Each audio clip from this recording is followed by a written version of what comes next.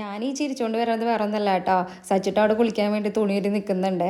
അപ്പം ഞാൻ ചോറൊക്കെ വെച്ചിട്ടാണ് കേട്ടോ ഞാൻ കുളിക്കാൻ പോയിട്ടുണ്ടായിരുന്നത്. അപ്പം അത് വന്നപ്പോൾ എയറൊക്കെ പോയിട്ടുണ്ട്. അപ്പോൾ അത് വാർത്തു. പിന്നെ ഞാൻ ചിക്കൻ വറക്കാൻ വിചാരിച്ചു. അപ്പോൾ അതിലേക്ക് മുളക് പൊടി, കുരുമുളക് പൊടി, ഇഞ്ചി വെളുത്തുള്ളി പേസ്റ്റ്, ഗരം മസാല, പിന്നെ ഇഞ്ചി വെളുത്തുള്ളി പേസ്റ്റ്, മഞ്ഞൾപ്പൊടി, പിന്നെ കോൺഫ്ലവർ, പിന്നെന്താ ഇടിച്ച മുളക് പൊടി, അതൊക്കെ ചേർത്തിട്ട് നന്നായിട്ട് മിക്സ് ചെയ്ത് വെച്ചു കേട്ടോ.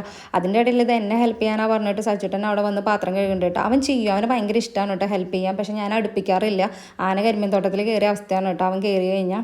പിന്നെ ഞാൻ മുരിങ്ങയുടെ ഇല പരിപ്പിട്ടിട്ട് കുത്തി കാച്ചാൻ വിചാരിച്ചു കേട്ടോ. കാരണം എപ്പോഴും ഇവർ ഈ ഇടയ്ക്കൊക്കെ ഇലക്കറികളും കൂടിയും കഴിക്കേണ്ട വിചാരിച്ചിട്ടേ. സച്ചിട്ടനെ തീരെ ഇഷ്ടമല്ല കേട്ടോ.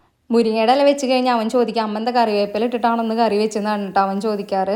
അപ്പം ഞാൻ അന്നത്തെ ദിവസം ഞാൻ വാരി കൊടുക്കും. അപ്പോൾ പിന്നെ അറിയാതെ അത് അങ്ങോട്ട് അകത്ത് ചെല്ലുമല്ലോ. അപ്പോൾ അത് ഉള്ളിയും അവിടെ ഇടിച്ച മുളകൊക്കെ ചേർത്തിട്ട് നമ്മൾ പരിപ്പ് കുത്തിക്കാച്ചണ പോലെ തന്നെയാണ് കേട്ടോ മുരിങ്ങയുടെ ഇല കുത്തിക്കാച്ചിട്ടുള്ളത്.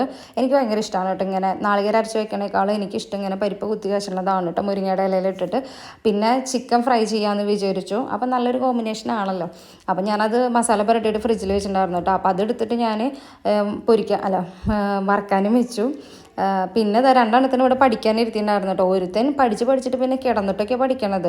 ഇനിയിപ്പോൾ 14-ാം തീയതി തൊട്ട് എക്സാമാണ് കേട്ടോ. ഒരു എക്സാം കഴിയുമ്പോഴേക്കും ഇത് അടുത്തത്. പിന്നെ അവർക്ക് ഞാൻ ഫുഡൊക്കെ കൊടുത്തു. അപ്പോൾ ഇന്നത്തെ വീഡിയോ ഇത്രയുള്ളൂ. എല്ലാവർക്കും ടാറ്റാ ബൈ.